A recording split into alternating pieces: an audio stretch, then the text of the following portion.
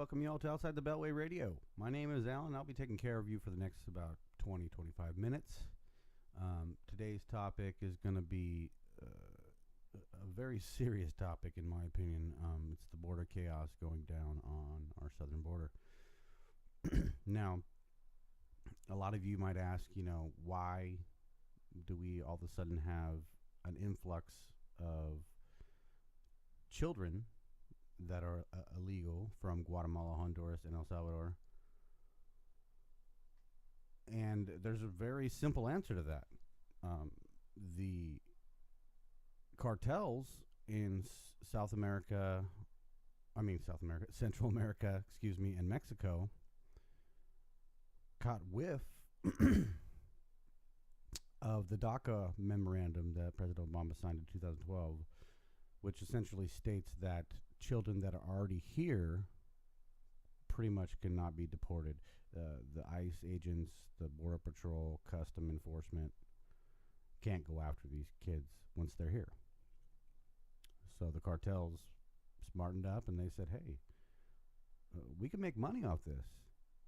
So they started advertising down in Central America that if you take your kids up to America, they'll be able to stay. Now, the living conditions in Central America are, I would say, almost egregious, right? So these parents are sending their kids, 1,000, 1,800 miles, depending on where they're coming from, through Mexico up to our southern border and just crossing. And as soon as they step foot on our soil, they're allowed to stay. It's unbelievable, but that's the way it is at this point. Because in 2008, President Bush signed into law, along with Congress, a human trafficking law that allows children from non-contiguous countries, so every country but Mexico and Canada, to have due process, going through the immigration courts and whatnot. So a combination of those two things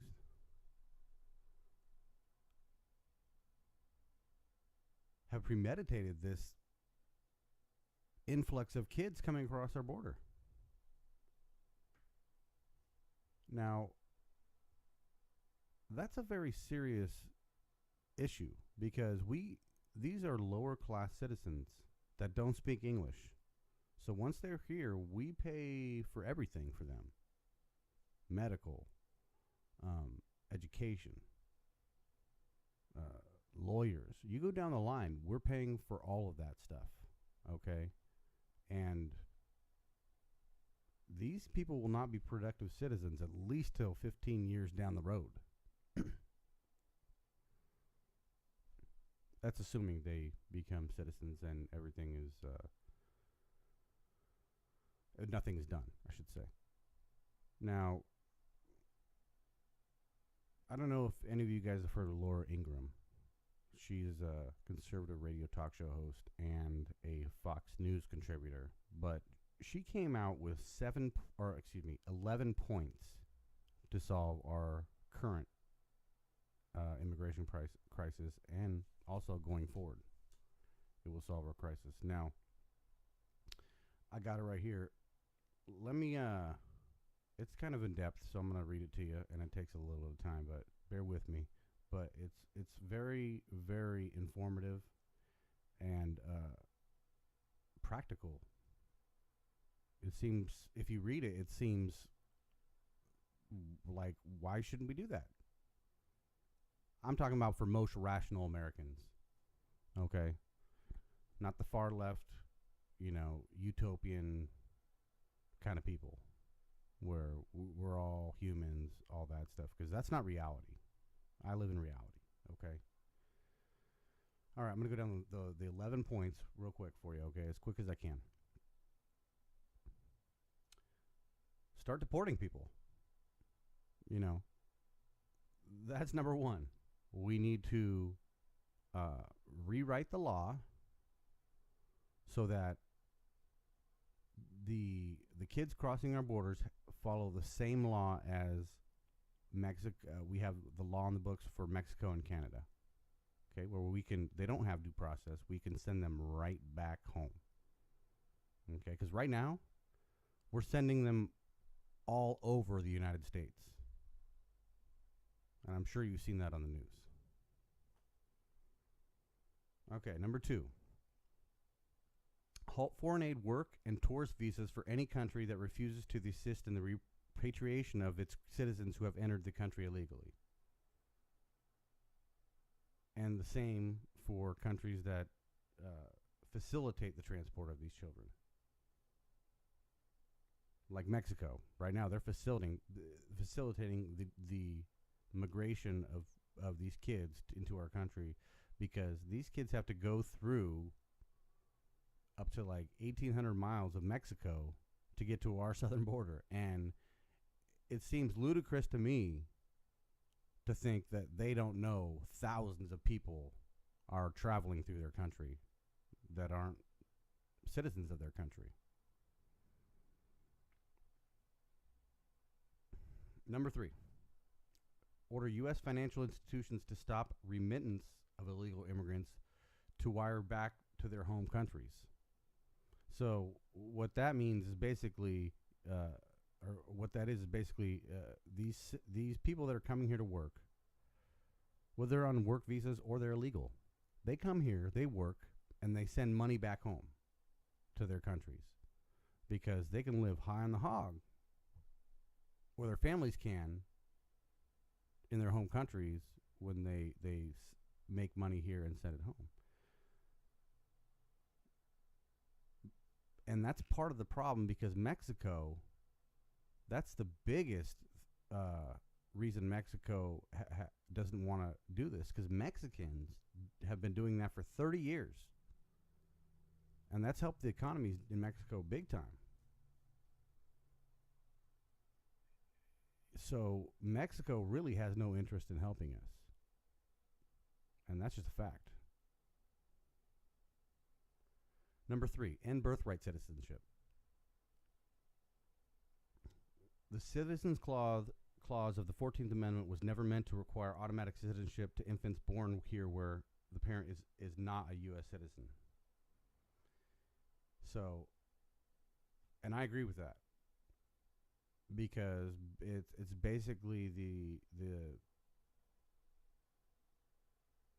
like marrying somebody to get into the United States, which it's a little harder to do that. But once you're born here, you're an American citizen. You know, it has to be, in my opinion, one generation. Or if your parents become citizens in the process while you're a child, you know, of course we're not going to separate families, but the parents have to show some form of pathway to citizenship for them or their children to stay. Number 5, inflict severe penalties against companies that hire illegal aliens. E-Verify. Right there. Now, we have billionaire corporation owners, such as Mark Zuckerman, Facebook, Bill Gates. He's no longer an owner, but he's a billionaire. These people are lobbying to allow more of these illegals into our country so they could have or hire them for smaller or less wages. So there's competition of jobs in our economy where Americans aren't working right now. Number 6, deny privileges of citizenship and legal immigrant status to immigration lawbreakers. No Obamacare, no food stamps, no welfare, disability payments, driver's licenses, apartment rental contracts, mortgages, and bank accounts. If they can't sign a contract to live anywhere legally, it takes away some of their incentive. If you don't, you're not going to give them any welfare. If you're not going to give them any disability, if you're not going to give them any type of identification, what's the incentive? It takes a lot. I mean, there's still some incentive. The life here is better, but it takes away a lot of the incentive. Number 7, lifetime ban of returning to America for illegal aliens who use stolen Social Security numbers or other fraudulent identification. So if we catch them, and we deport them, now they could never come back to our country, even legally on a passport. They could never come back. Okay. Number 8, pass legislation to amend the George W. Bush era human trafficking law that made it exceedingly cumbersome to deport unaccompanied minors to countries without contiguous borders. Now, I already discussed that. We just have to change it to where everybody's treated the same, so they don't get due process, quote unquote due process, which essentially means that they're going to stay, because they give them a court date, which is usually like 6 months to a year out, and with the influx, it could be even longer than that.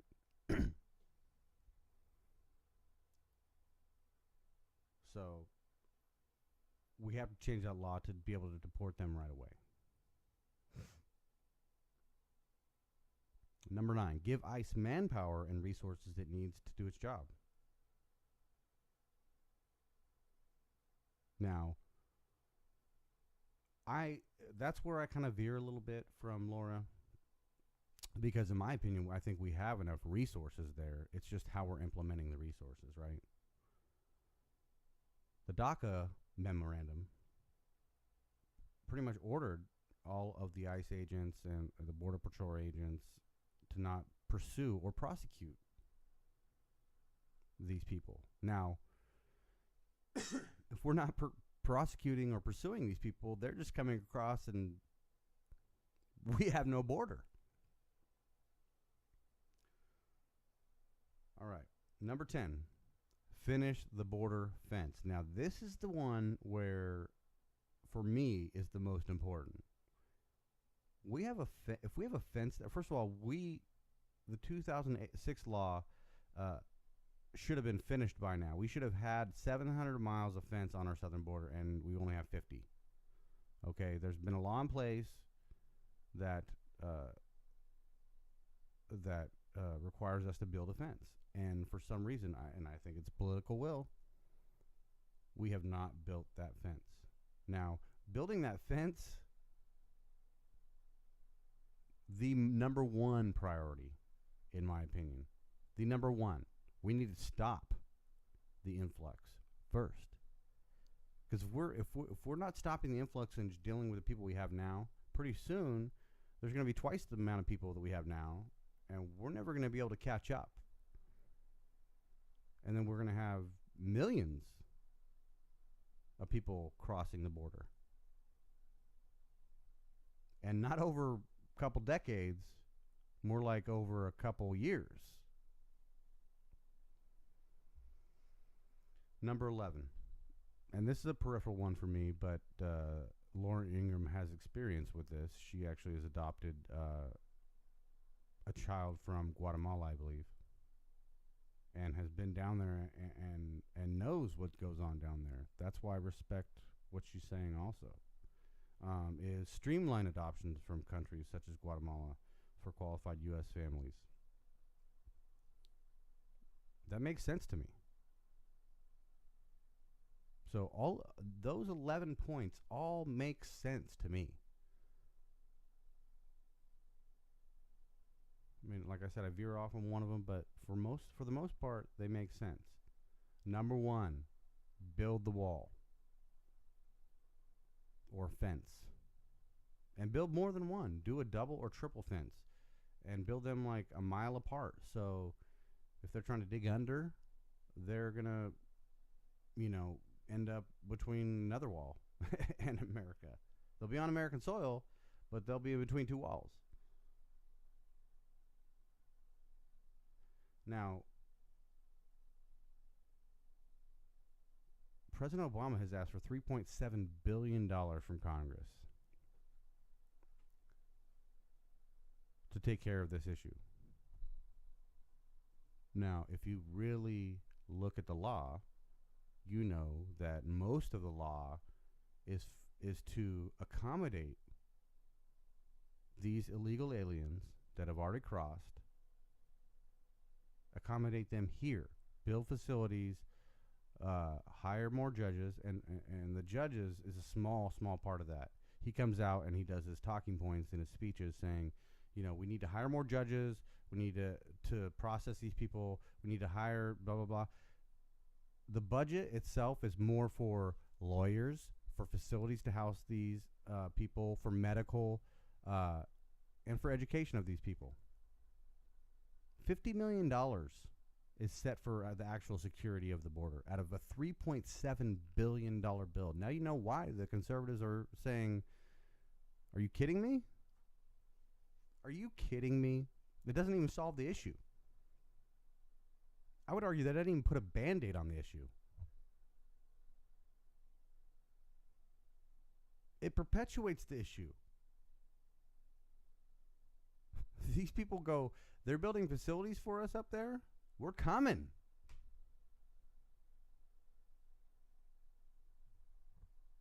Now, as we speak, DHS, Department of Homeland Security, ICE, Immigration and Customs Enforcement, are shipping thousands of illegals all over our country. All over. Okay? Now, this is where the conspiracy comes in. And I'm not a conspiracy theorist, but it's starting to make a little sense to me now. Okay?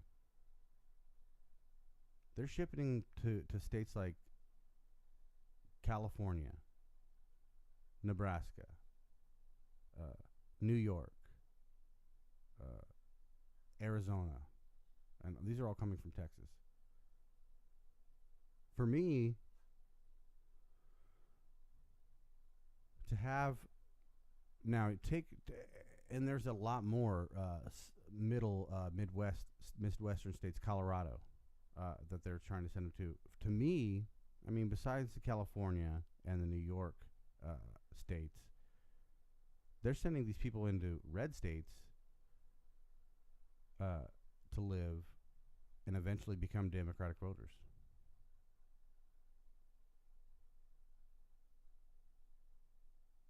For me, the humanitarian argument, I don't subscribe to that. Because there's a humanitarian need virtually almost everywhere in the world. Right? So I don't subscribe to that. Let's go back to the $3.7 billion. Now, I can't remember where I heard it, but I heard a congressman with a great idea. Okay? Now, if we're going to build facilities, if we're going to spend money, we shouldn't build facilities here. We should build facilities in Guatemala, El Salvador, and Honduras. Send these people back home and either try and reunite them with their families in their home countries, or send them back home, put them in the facilities, and then send aid to these countries to manage these facilities.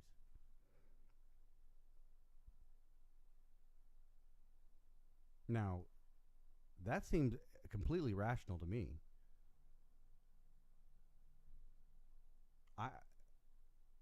To build facilities here and to house these people here seems it's just unbelievable to me, because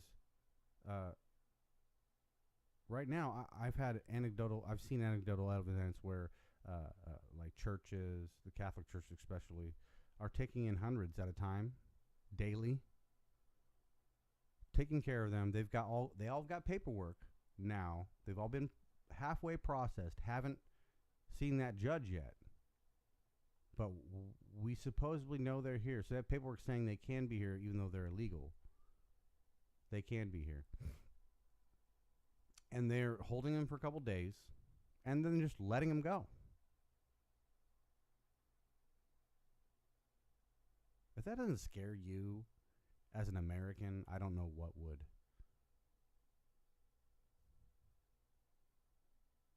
This is something we've never seen in the history of the world, I don't think. And it's happening on our doorstep. And it's going to cost us big time. In the long run and in the short run. It's unbelievable.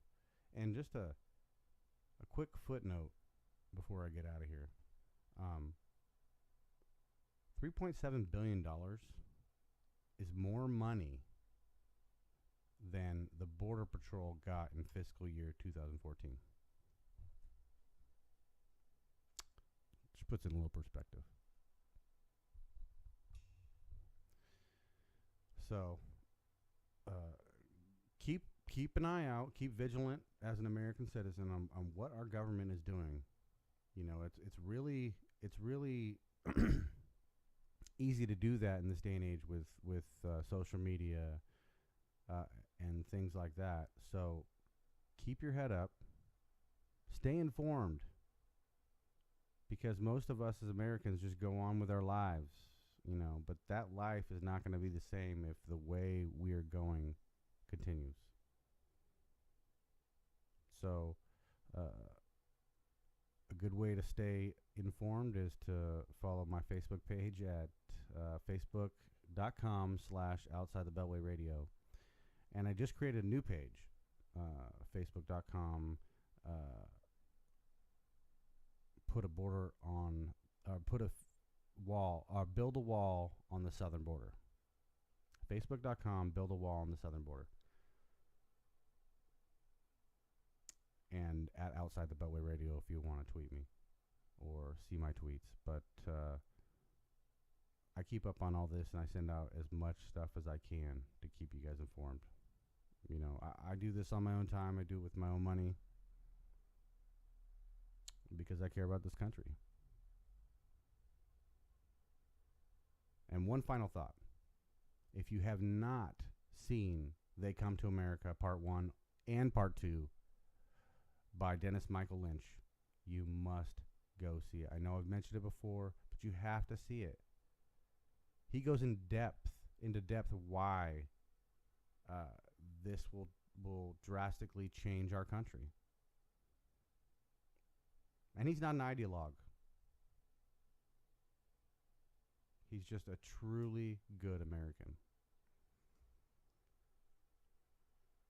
Well, I know this has all been kind of on the down, but I want everybody to have a great afternoon and come back and see me next time. This is Al Online with Outside the Beltway Radio, and I'm signing.